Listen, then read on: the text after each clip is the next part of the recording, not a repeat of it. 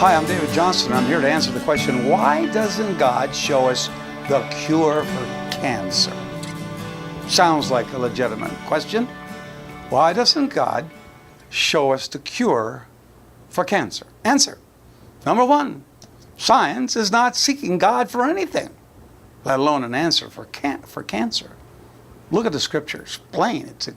It's an apt description of our day. There is none that understands, and there is none that seeks after God. Scientists are not seeking after God for answers. Look at this. They're all gone out of the way and they've become unprofitable. You see, it's only when we seek God that we find Him. In fact, He says, if you seek me, you shall live. Seek and ye shall find. So why doesn't God show us the answer to cancer? First of all, science isn't looking to God for any answers. Second reason is, much science is false science. It's not really science.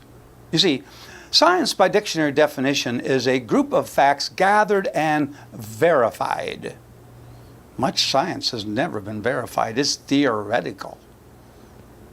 Look at the scripture, what it says about this. We're to avoid profane and vain babblings. And look at this. And oppositions of science, falsely called science. Let me show you an illustration. See this? This is a marker, a pen, if you please. And there are scientists who would say, nobody made the pen. Imagine someone claiming to be a scientist who looks at something that's created and says there's no creator. It's like this Ford pickup truck had no manufacturer. If we just left it for enough time, it would have made itself. And they call it science. You see, this idea and this controversy that's going right now upon intelligent design versus unintelligent chance. Yeah. Think about it. Which side is real science on? See, here's the problem. A lot of what's coming out of science today is driven by the profit motive. There's more money to be gained in not curing cancer than in curing it. Now, don't forget this. The scripture says that the love of money is the root of all evil. So understand, science is not seeking God for an answer, and much science is false. And number three, God's way is to prevent disease through proper nutrition. See, our lifestyles are killing us. We are poisoning our bodies. There is little or no cancer in cultures which have not adopted Western eating habits.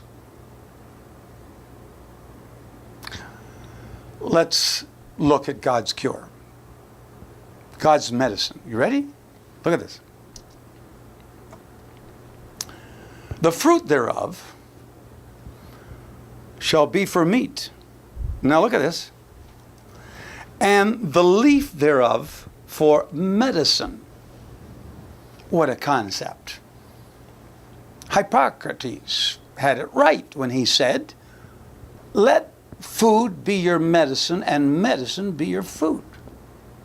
How can we expect a cure if we persist in destructive behaviors that cause the problems to begin with? So here's the real deal with God and cancer, or God and any other disease. Look at the scripture now. If you will diligently hearken to the voice of the Lord thy God, and if you'll do what is right in His sight, and will give ear to His commandments, and keep all His statutes. Look at this. I will put none of these diseases upon you, which I brought upon the Egyptians. Now watch this. For I am the Lord that healeth thee. So He allowed diseases upon the Egyptians because they weren't following God.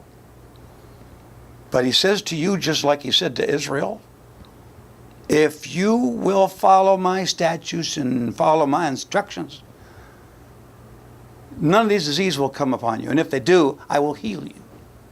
Now, watch this.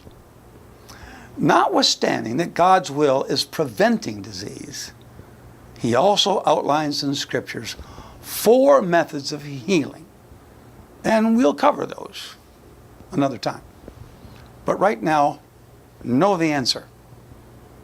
God doesn't want you to get cancer to begin with. He does have a healing remedy, 4 different ones.